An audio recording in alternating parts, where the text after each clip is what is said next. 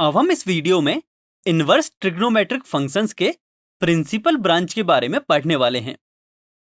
हम जानते हैं कि sin x का ग्राफ कुछ इस तरह का होता है एंड इसका domain all real numbers and range -1 to 1 होती है, जैसा कि आप यहां देख सकते हैं। अगर हम sin x के लिए हॉरिजॉन्टल लाइन टेस्ट करें तो हम क्लियरली देख सकते हैं कि यह लाइन कर्व को एक से ज्यादा पॉइंट्स पर इंटरसेक्ट करता है। मतलब x की अलग अलग वैल्यूज के लिए y की हमें सेम वैल्यू मिल रही है, अर्थात sin x एक मैनी वन फंक्शन है। इसलिए हम इसके डोमेन को रेस्ट्रिक्ट करते हैं।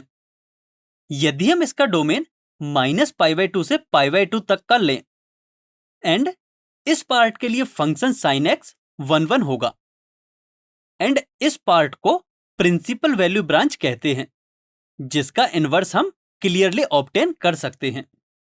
तो sin x के प्रिंसिपल वैल्यू ब्रांच का इनवर्स कैलकुलेट करने के लिए सबसे पहले हम y = x लाइन ड्रॉ करते हैं।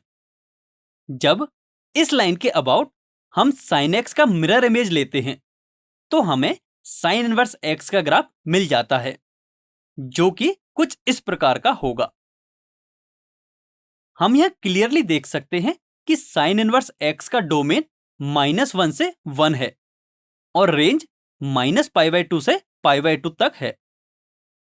इस प्रकार हम सभी ट्रिग्नोमेट्रिक फंक्शंस के प्रिंसिपल ब्रांच का इनवर्स कैलकुलेट कर सकते हैं।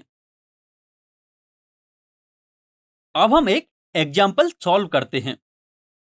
यहां हमें sin इनवर्स -1/2 की प्रिंसिपल वैल्यू फाइंड करनी है।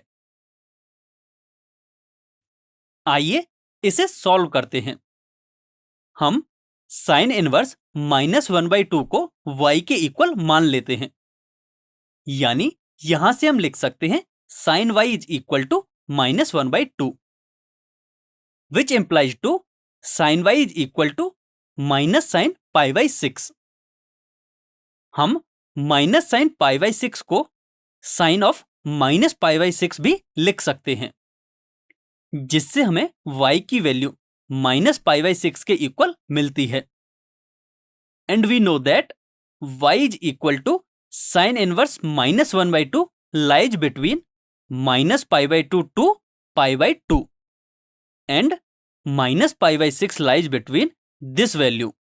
That means sin inverse of -1/2 is equal to -π/6.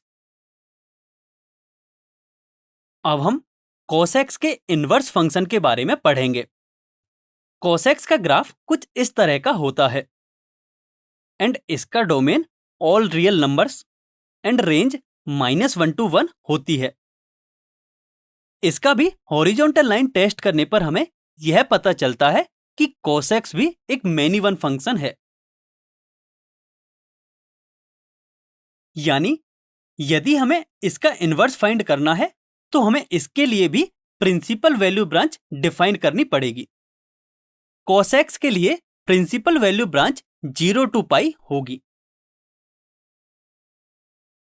अब हम इसका इनवर्स कैलकुलेट करने के लिए हम एक y = x लाइन ड्रॉ करते हैं और इस लाइन के अबाउट cos x का मिरर इमेज लेते हैं, जिससे हमें y = cos इनवर्स x का ग्राफ कुछ इस तरह का मिलता है।